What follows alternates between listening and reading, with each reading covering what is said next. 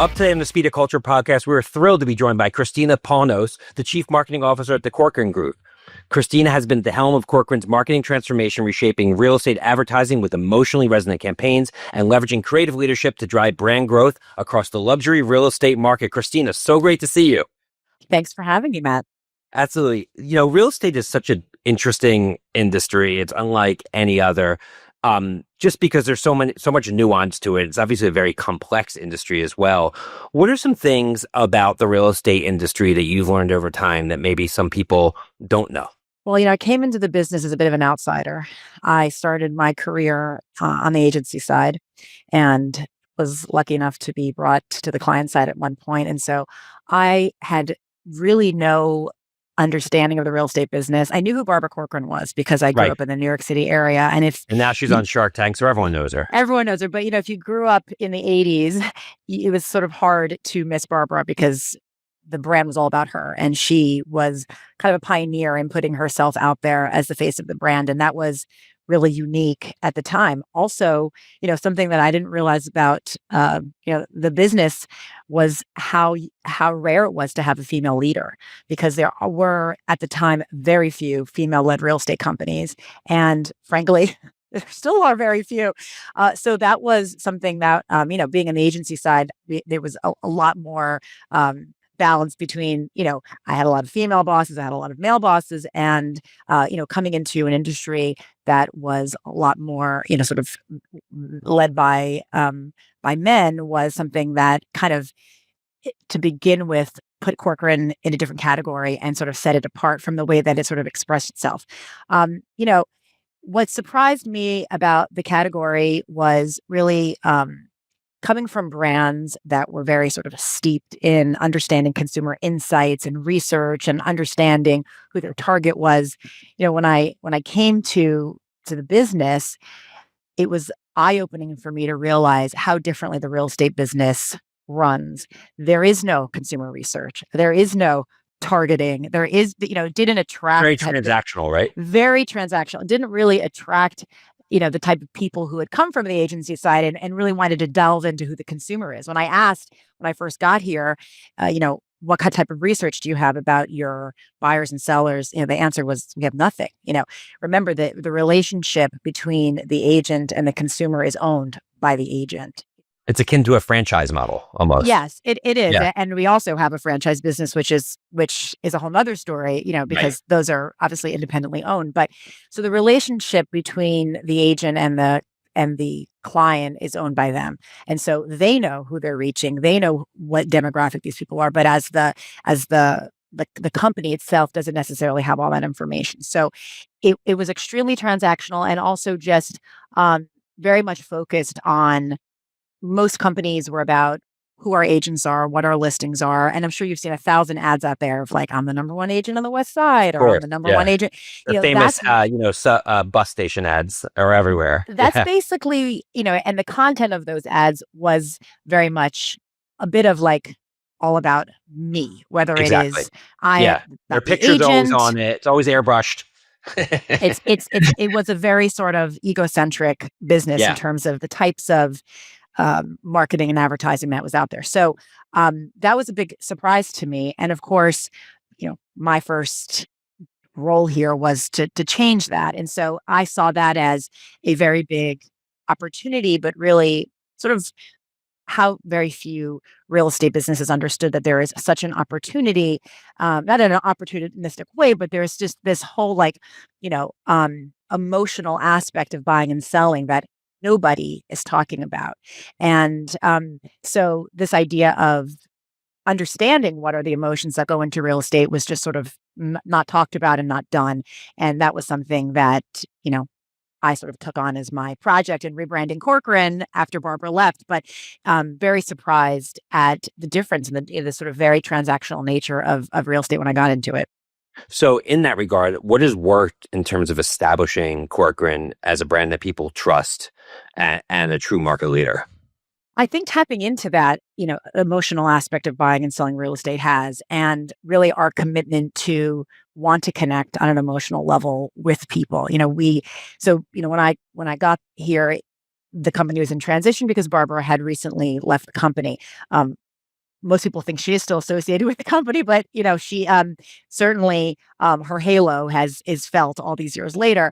But So to me, it was important that we really explore what it is that's at the heart of buying and selling real estate, and that is connecting with an agent and feeling as though that agent really understands what it is that you are looking for, and to find the home that expresses who you are. Hence our tagline, live who Yeah. you are. It's And the so biggest financial decision you're going to make until you buy your next home. the biggest financial decision, and usually accompanies a major life event. Oftentimes it's you're getting married, you're becoming an empty nester, you're having your first, it is a complete, home buying is an extremely emotionally rich territory. And we have tapped into that through our advertising, through our, all of our campaigns, and really through the way that we train agents and how we really sort of, they're amazing at what they do, and we sort of just make them even more aware of the deeper the connection they have with their customer and client, the longer the relationship's going to be. And, we have agents here that help people find their first apartment, and now they're empty nesters, and they're helping their grandchildren buy apartments. So there's so much longevity once you've made that connection. And so that's really our focus here. And I do think it's almost self-fulfilling. We attract agents at Corcoran who feel the same way about the business as we do. We attract affiliates because we're a franchise business who also view the real estate business the way that we do. And so, it's really nice to kind of all share this philosophy, and a philosophy that I think consumers connect with also. Right. And let's shift gears a little bit to the market itself, because obviously the home buying market has been through a, whipsaw of conditions. We went through the zero interest rate environment and the COVID boom, to then obviously interest rates spiking at a level unlike we've ever seen in history. And now everyone's trying to figure out what's next in a very uncertain market and world. What is the state and mindset of the modern home buyer today, and how do you think that impacts the way that Corcoran needs to evolve its brand? I think that people are very cautious. There is obviously a lot going on. We have an interesting mayoral race going on in New York, which has got people talking. We've got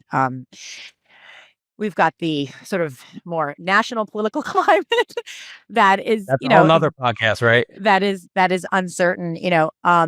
But people always need to buy homes, and so it hasn't obviously stopped the market. But I think that COVID really changed the way that people look at home buying, and really the importance of home became magnified during COVID, and especially amongst a younger demographic, wanting to buy a home sooner possibly than they did, 10, 20 years ago. And so there are a lot of younger people, millennials, Gen Z, who are looking at wanting to buy a home, but also wanting to really understand what they're getting into, and they are very hungry for information. They're very hungry for partnership with an agent, interestingly.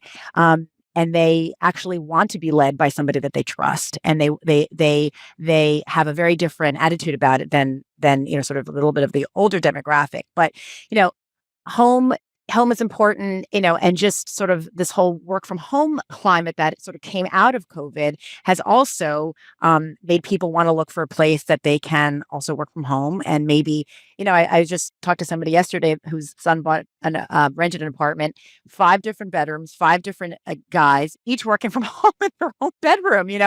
So, there is a lot of different thoughts that go into the home buying process now than there were maybe 5-6 years ago before COVID, and it's made it really interesting. And it's also made it interesting for the agents to kind of expand the way that they talk to people about home.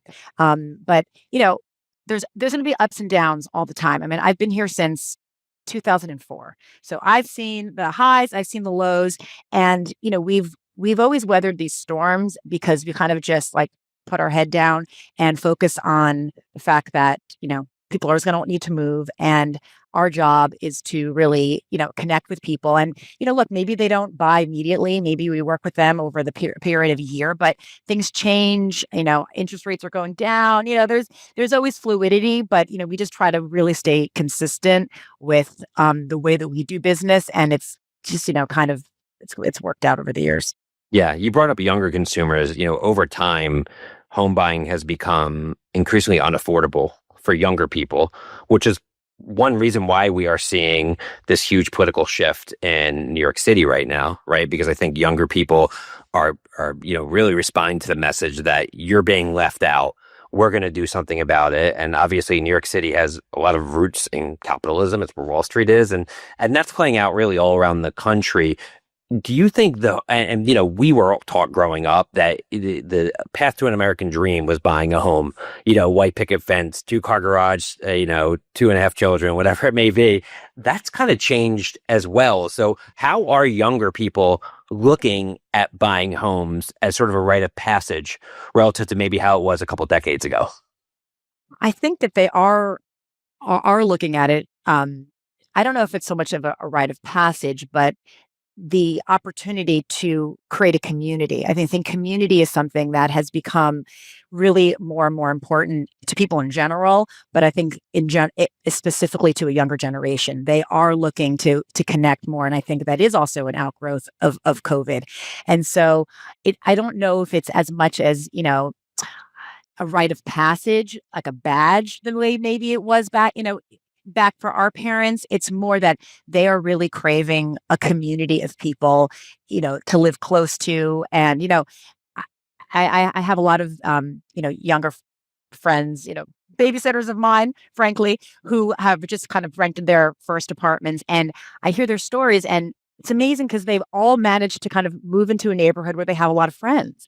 And I don't think that when I was getting in at my first apartment that I just wanted to get the right location. I wanted to get the right, I wanted to be, with the right view. And I cared about those sort of lot more, badge worthy aspects of buying. And I think what people really care more about now is having a community in the neighborhood and to really, be able to live a rich life. And so I don't know if it's as much of a right, but I do think that that is something that they crave. And obviously home buying is a step in that direction. But yes, I mean, New York is its own microcosm. I mean, rents are so expensive. And, I think it's very different when you look outside of New York, but I think that it's the sense of community that's really driving a younger generation to put down roots, more so than just needing to have a house or an apartment by a certain age, which I think was different in our generation. Yeah, for sure. So obviously, the big story here in 2025 in business is AI.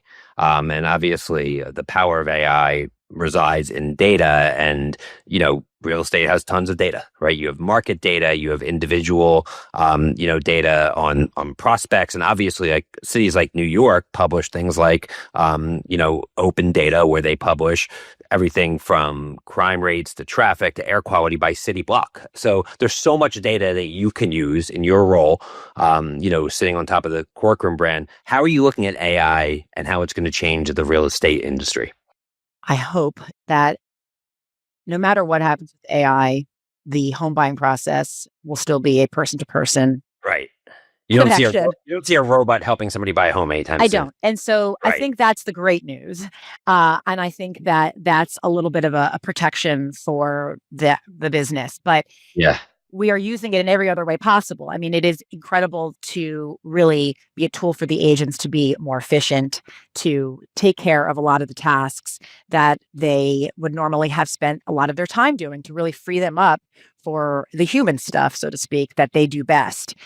So whether it's to free them up, whether it is to use AI to write property descriptions that are going to be more optimized for what people are looking for, whether it is, being able to synthesize the data about neighborhoods, really, and I'm using it to make sure that I'm, precise in who we're targeting. I'm using AI. I'm using AI to understand how effective different creative is that I'm putting out there. And so I think that there are so many incredible ways to make us more efficient, to make us really more informed. But for the agent, I don't know that it's going to replace, at least immediately, what they do best and what is at the heart of the business, which is connecting with people and finding them homes. But it has been fascinating to start to use AI and see, how it can make us really more efficient in our day to day and that of the agent too.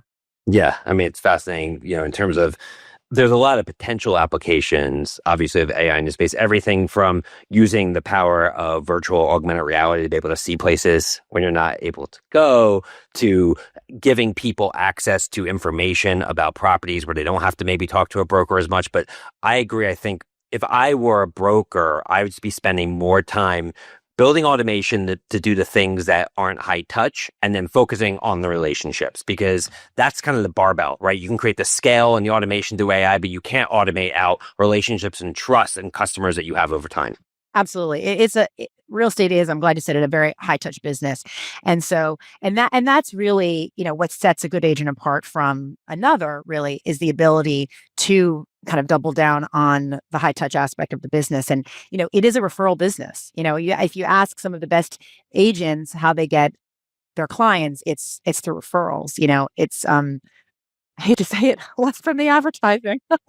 Right. That's the truth. Yeah. Well, I think that, the brand provides a halo and a level of Of trust. course. Of Someone course. who's bought plenty of real estate in my life, I don't know how I'd feel working with a broker of a brand that I've never heard of before, because you question like the back office and can you trust them? And it's just, brand matters. I'm happy to hear you say that because believe it or not, that is a controversial topic in the real estate business, whether or not a brand does matter. And of course, my MO for 20 years is that brand matters very much. But that's not necessarily how all of my colleagues in the industry see it. And I think that is a missed opportunity, especially as so much of the transactional aspects of this business do become automated, that the brand that is able to kind of transcend that and really have a message that is more human to human is to me the brand that's going to have more longevity in the future. Yep. So let's talk about marketing and media and how you're getting the message out. So obviously you have a lot of different audiences that you target. What are some of the more interesting ways that you've been working to build the brand here in 2025? And what do you see being most effective moving forward? I really think that, so I've been here long enough to remember the days where the majority of what our advertising was consisted of classified advertising in the New York Times. It was basically, if you lived in New York in the 90s, pretty much the New York Times was the kind of the de facto MLS, because that's really where people went to look for properties, either on their website or in the newspaper. And so I've seen a complete and total revolution across the media landscape. And I always say this, that I think social media in a way was really meant for the real estate business, because it has enabled agents to come out of their shells and really put out there what it is that they're all about, put their personality out there, put their experience out there, really show who they are in an authentic way. Otherwise, it's really hard to, you're in the middle of a very important transaction, as we said, when you're going to buy a home with somebody. And you don't really know who they are. You're going to be spending a lot of time with them. You're going to be divulging a lot of information to them. And so to be able to kind of see what they're all about on social media, I think has been a really incredible boon to the real estate business and to agents in general, especially those who are able to relax and be authentic online. So I think that's been amazing for agents in the business. For a brand like Corcoran that is kind of like unabashedly a little bit out there, a little bit very playful, very, we're willing to take risks. It's meant for us too, because we have been able to, kind of show all the different aspects of our personality on there and not really be worried about looking stupid or looking silly. And that's kind of at the heart of, look at Barbara. I mean, like we said, the halo. I mean, all these years later, she is the queen of social media. And a big part of it is she's just willing to kind of let her hair down and be who she is. And that sort sort of heritage has been part of our brand ever since. And that's how we are too. I mean, you know, I myself put myself out there on social media more than I thought that I would be comfortable with. But, You almost you need know, to these days.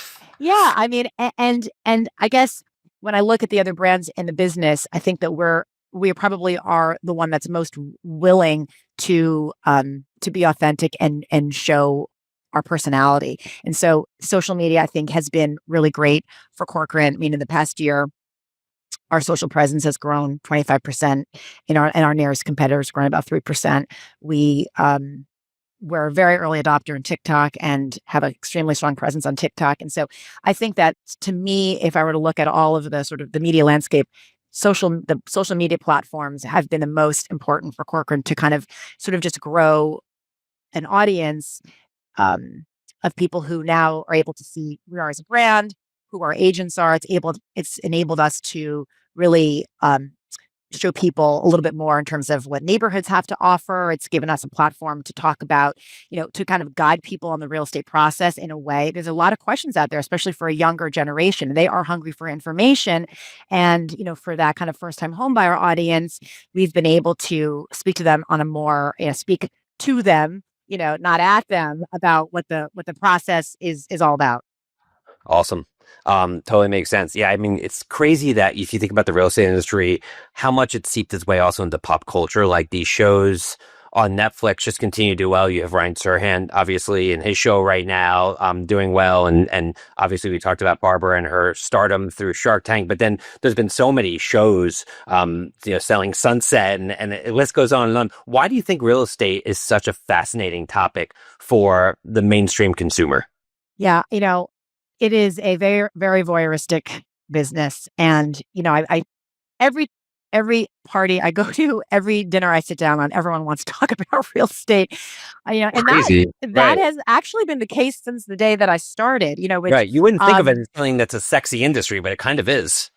it is sexy. And look, people love to they're voyeuristic in terms of looking into people's homes, Yeah. and that's another Right. reason why social media has been such a interesting component of this business, is because it has let agents kind of do these tours and give people looks into the different, nooks and crannies of some of these apartments in New York you'll never get into. I mean, the apartments that I've seen in my 20 plus years here, I could write a book about them. And so that has been almost like, pulling back the curtain on what a lot of this real estate looks like. And that is very appealing to people.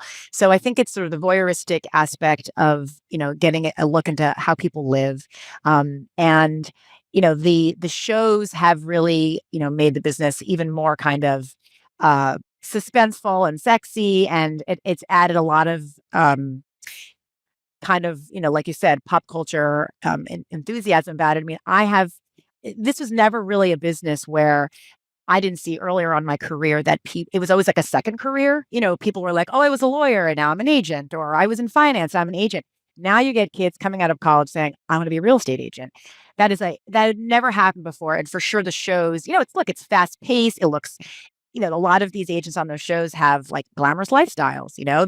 They're doing well too, because they're driving great cars and they're, meeting interesting clients. And so I think that it's been the halo of that, even though we're not, in a lot of those shows, we have one agent, a great agent of ours who's in one of the shows, but it's definitely put a spotlight on the business, which is, good for all of us. Yeah, for sure. So wrapping up here, just would love to know from you, as you look back on your career, because you said, you started off in the agency world and here you are, the CMO of Corcoran, such a well-established, prominent brand. When you look back at your career journey, what were some of the things you think you did right along the way? Decisions that you made that in the end turned out fruitful, even if you might not have known it at the time? I didn't plan on getting into advertising. My first job was at New York One News in New York. I was a roving camera woman, and I thought I was going to be in the news business, and quickly figured out that I didn't want to do that. And I ended up sort of falling into the agency world. But I think that was an incredible learning ground for me. And I always tell people who want to get into marketing that I still think, even though it's gotten harder, I still think the agency business is a great way to start. I was able to really see all the different departments and thinking that goes into advertising. I learned to respect creative by spending a lot of time with the creatives. I learned a lot. Probably the most I've learned in my career have been from the planners, and really respecting and understanding the types of research that goes into developing insights and coming up with big ideas. And so I think that it was a good move to have got into the agency side first. I got extremely lucky that a boss of mine at Thomson took me over to MasterCard. That was a lucky break. And, I could have stayed in the agency side. So that was probably, if I look back on it, the best decision of my career was to hop over to the client side and see it from that perspective. If I had not had that experience at MasterCard working on price lists, which Right. iconic campaign, Yeah, iconic for sure. campaign, then I would never have had the chutzpah, frankly, to go to Corcoran in my late 20s and say, "Oh, sure, yeah, I can rebrand this company after this incredible founder has been at it for all of these years." That gave me the courage to go ahead and do that, and also let's be honest, a transactional business like MasterCard that became, really planted its flag in the emotional high ground. Okay, there was a similarity, obviously, in what I ended up doing at Corcoran. And so, there's a lot of luck that I had in my career, but I think that also staying at places for a good amount of time. You see younger people who jump around.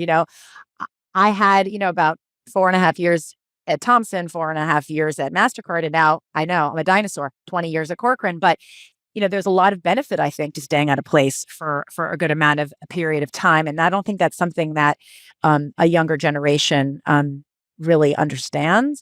But I'm a big proponent of it, as long as you feel like you're still able to innovate and you're still able to feel, fresh about what you do. Yeah, I love that. And I agree. I think people are prone to jump around. And I think obviously you get to know the brand. It kind of becomes a part of you. And obviously you continue to gain more deep domain knowledge on the real estate industry, which obviously, especially as an industry as dynamic as yours, I think becomes super helpful and critical over time. Yeah. So, Christina, we always ask our guests when we wrap up the pods if there's a saying or mantra that comes to mind that encapsulates their career journey so far. So just curious what you got. I think I'm going to say go big or go home. Love that. As that actually might be mine if I were asked on this podcast. Look, I believe you got to take a lot of risks in life, and I have, especially creatively. It was a very big risk to rebrand the business all those years ago in a direction that no one was even thinking about. That was a risk. It was a risk to work with the types of photographers that I have over the years. Annie Leibovitz doing a real estate campaign, Tina Barney doing all the creative risks that I took, I think were I don't want to say paid off, but they were worth it. They were worth it. And I always feel that, you can't really make an impact unless you take a risk. And so I do try to kind of talk to my team about that a lot in all of the creative decisions that we make. But beyond my work life, I feel like go big or go home when I'm planning a party, go big or go home when it's the holidays. I really feel like you gotta just go for it, get out of your comfort zone and go big. Because then you're going to have a regret. And, Yep. Who wants to have regrets? This is not a rehearsal, right? No, it's not. I mean, the time is now. We're not getting it back. So awesome. Well, given that and given how valuable your time is, I really appreciate you taking the time to share your insights and experience leading the Corcoran brand today. It's been fascinating conversation and a really unique industry. And I know that our audience is going to get a ton from it. So thanks for joining. Thanks, Matt. Absolutely. On behalf of Suzy and our team, thanks again to Christina Panos, the Chief Marketing Officer of the Corcoran Group, for joining us today. Be sure to subscribe, rate, and review the Speed of Culture podcast on your favorite podcast platform. Till next time, see you soon, everyone. Bye-bye. The Speed of Culture is brought to you by Suzy as part of the Adweek Podcast Network and Aguest Creator Network. You can listen and subscribe to all Adweek's podcasts by visiting adweek.com/podcasts. To find out more about Suzy, head to suzy.com. And make sure to search for The Speed of Culture in Apple Podcasts, Spotify, or anywhere else podcasts are found. Click follow so you don't miss out on any future episodes. On behalf of the team here at Suzy, thanks for listening.